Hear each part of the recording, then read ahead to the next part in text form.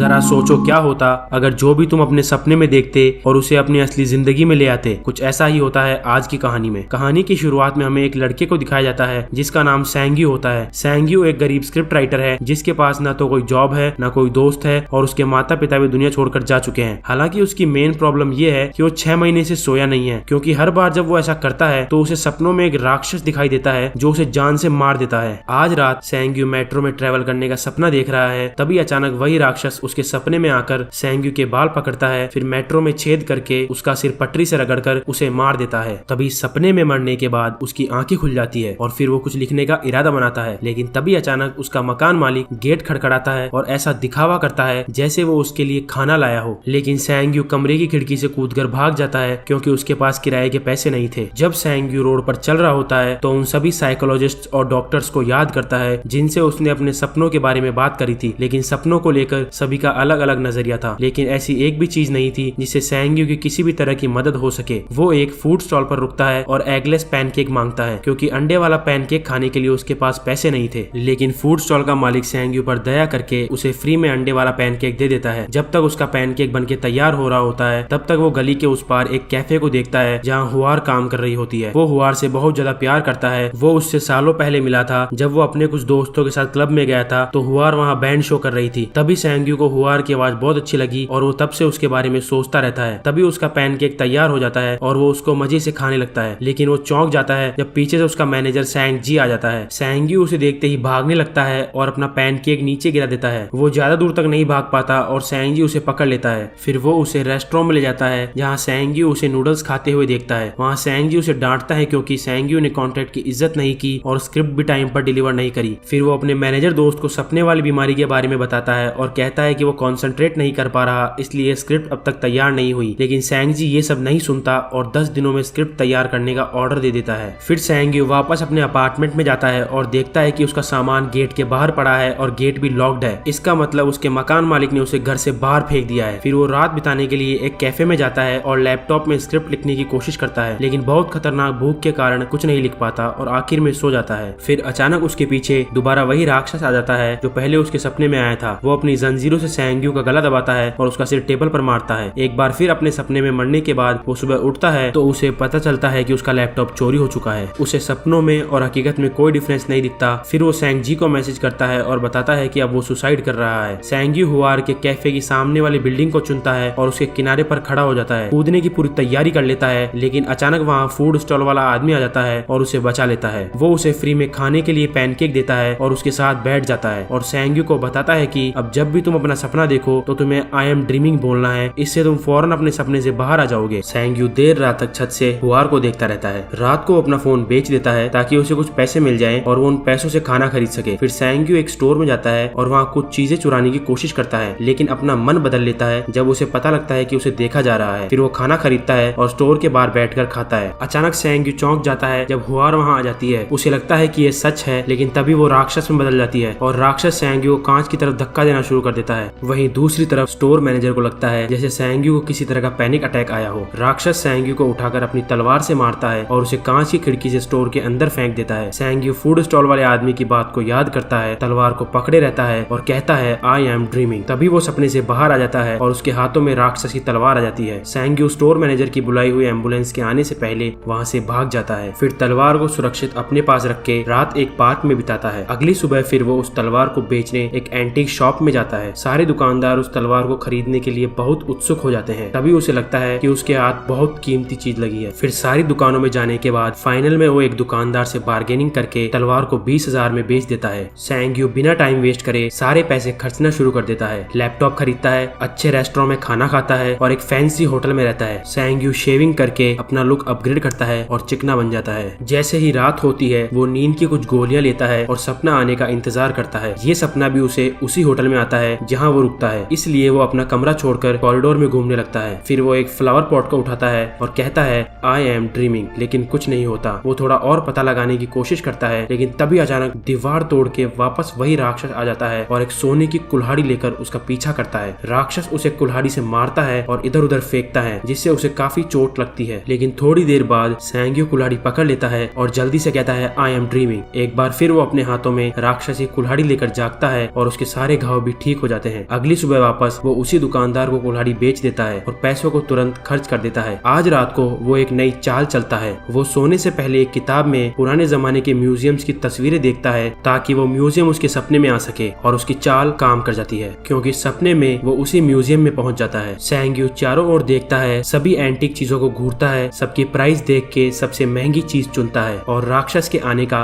Wait करता है। इस बार राक्षस एक मशीन गन लेकर आता है जो सैंग्यू के प्लान के बिल्कुल ऑपोजिट था। सैंग्यू दौड़ना शुरू कर देता है और गोलियों से खुद को बचाता है, लेकिन आखिर में राक्षस उसे पकड़ लेता है और मार देता है। सैंग्यू वापस अपने होटल के बेडरूम में आ जाता है। वो उस काम को अधूरा नहीं छोड़ना चाहता था, इसलिए जल्दी से वो नींद की गोली लेता है और वापस सपने में चला जाता है। वो फिर से दौड़ना शुरू कर देता है और इस बार एक लंबी छलांग लगा के दोनों एंटीक चीजों को पकड़कर तुरंत कहता है आई एम ड्रीमिंग, और अपने होटल के बेडरूम में दोनों चीजों को ले आता है और अपने काम में कामयाब हो जाता है। इस बार सैंग्यू खजाने को प्रोफेशनल एंटीक डीलर्स के पास ले जाता है ताकि वो अमीर लोगों से बिजनेस करे, ज्यादा प्रॉफिट कमाए और अपना एक एम्पायर खड़ा कर सके। उसे उस खजाने के बदले में $2 मिलियन मिलते हैं। जब वो डीलर से मिलके बाहर आता है तो रास्ते में उसे सैंग-जी मिल जाता है जो बहुत गुस्से में उसके पास आता है क्योंकि उसे लग रहा था कि सैंग्यू मर चुका है। सैंग्यू उसे एक फैंसी रेस्टोरेंट में खाने के लिए इनवाइट करता है और उसे उसके पैसे वापस देता है जो उसने स्क्रिप्ट लिखने के लिए दिए थे। अगले दिन सैंग्यू हुआर के कैफे में जाता है और कॉफी ऑर्डर करने के बाद उससे पूछता है कि क्या वो उसे पहचानती है, लेकिन हुआर पहचानने से मना कर देती है। उसी रात सैंग्यू सैंग-जी के साथ डिनर में ड्रिंक कर लेता है। सैंग-जी उसकी सफलता का राज जानना चाहता है, इसलिए सैंग्यू को उसके होटल के कमरे में ले जाता है और उसे बेड पर लेटाने के बाद वहाँ से जाने का नाटक करता है। वो वापस आता है और सैंग्यू के वॉलेट और चेकबुक को देखता है, लेकिन वो चौंक जाता है जब अचानक सैंग्यू अपने हाथों में गोल्ड की बहुत सारी चेनों के साथ नींद से जाग जाता है। सैंग-जी उसका राज जान जाता है। अगले दिन सैंग्यू हुआर का कैफे खरीद लेता है और उससे यह डील करता है कि अगर प्रॉफिट हुआ तो दोनों पैसे इक्वली शेयर करेंगे और लॉस हुआ तो सारे मैं दूंगा। ये दिखाने के लिए कि हुआर सैंग्यू की कितनी आभारी है, वो उसे डिनर पर इनवाइट करती है जहाँ वो दोनों अपने शेयर्ड बिजनेस के बारे में बातें करते हैं। सैंग्यू वापस अपने होटल के रूम में आ जाता है जहाँ वो एडवेंचरस सपनों में चला जाता है और सैंग-जी उसकी बॉडी को प्रोटेक्ट करता है। अपने सपनों में वो बैंक लूटता है जहाँ वो दिखाता है कि अब वो इन चीजों में एक्सपर्ट हो चुका है। उसका अब सपनों पर पूरा कंट्रोल है और वो अपने दिमाग से इन चीजों को अपने इशारों पर नचाता है। राक्षस भी अब उसका कुछ नहीं कर सकता क्योंकि वो उसे भी मुंह तोड़ जवाब देना सीख गया है। सैंग्यू अपने सपने से लाल रंग की लग्जरी गाड़ी भी लाता है। सैंग्यू गिफ्ट के तौर पर एक पैसों का बैग फूड स्टॉल वाले आदमी के पास भी रख देता है, इतनी बार फ्री में खाना देने के लिए। कैफे बंद होने के बाद सैंग्यू हुआर के साथ वॉक पर जाता है और थोड़ी सी बातचीत के बाद हुआर गैस कर लेती है कि सैंग्यू एक स्क्रिप्ट राइटर है। सैंग्यू पकड़ा न जाए इसलिए उसने एक स्क्रिप्ट लिखी और सैंग-जी को पढ़ने के लिए दी। तब तक वो एक सपना देखता है और जैसे ही सैंग्यू नींद से उठता है, सैंग-जी बहुत अच्छी स्क्रिप्ट होने के कारण उसे पढ़ के रो रहा होता है। वो दोनों स्क्रिप्ट को फिल्म कंपनी को बेचने का प्लान बनाते हैं और बेस्ट एक्टर्स को हायर करने के लिए कंपनी को पैसे भी देते हैं ताकि मूवी हिट रहे। कुछ दिनों बाद सैंग्यू अपने सपने में कुछ अजीब चीज नोटिस करता है। वो एक राक्षसी साधु को गर्दन नीचे करके सिंहासन पर बैठे हुए देखता है और जब वो उसके शरीर से उसका गोल्डन बेल्ट निकालने की कोशिश करता है तो सैंग्यू की अंगुलियां गायब होने लगती है और जलने लगती है, लेकिन वो हार नहीं मानता और अपना हाथ पीछे लेने के बाद दोबारा बेल्ट को निकालने की कोशिश करता है और इस बार कामयाब हो जाता है। एक रात सैंग्यू हुआर को उसी छत पर ले जाता है जहाँ वो सुसाइड करने की कोशिश करता है। उसे फायर क्रैकर शो दिखाता है जो उसने स्पेशली हुआर के लिए ऑर्गेनाइज किया था। जब सैंग्यू अपने रूम में वापस पहुंचता है तो सैंग-जी आज रात का खजाना लूटने के लिए तैयार हो जाता है, लेकिन सैंग्यू उसे मना कर देता है और अकेला ही सो जाता है। फिर सपने में वो